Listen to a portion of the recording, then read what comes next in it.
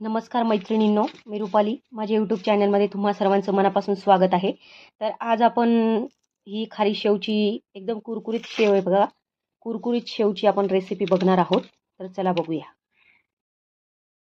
आपल्याला 0 नंबरची शेव करण्यासाठी मी इथं एक वाटी बेसन पीठ घेतलेलं आहे आणि त्यात आपल्याला फक्त मिठाचा वापर करायचा आहे आणि थोडंसं हिंग टाकायचं आहे. हिंग टाकल्याने आपल्याला गॅस होत नाही शेव खाल्ल्याने. आता आपल्याला हे भिजून घ्यायचं आहे व्यवस्थित. अगदी थोडं थोडं पाणी टाकायचं आहे यात. ही शेव खूप छान येते आणि खूप कुरकुरीत लागते. बघा, थोडं थोडं पाणी टाकून असं व्यवस्थित भिजून घ्यायचं आहे. या प्रकारे आपल्याला असं एकदम मऊसर पीठ भिजून घ्यायचं आहे, म्हणजे आपली शेव एकदम खुसखुशीत येते.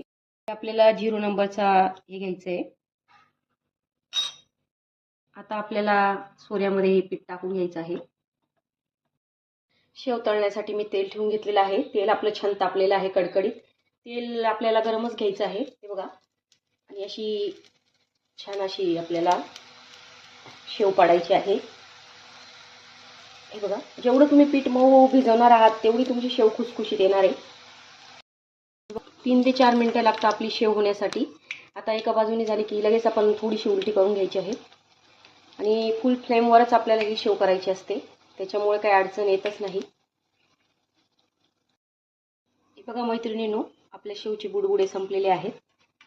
आता हे बघा किती छान आपली शेव झालेली आहे. आता मी काढून घेते. हे बघा, आपली कुरकुरीत खारी शेव तयार झालेली आहे मैत्रिणींनो.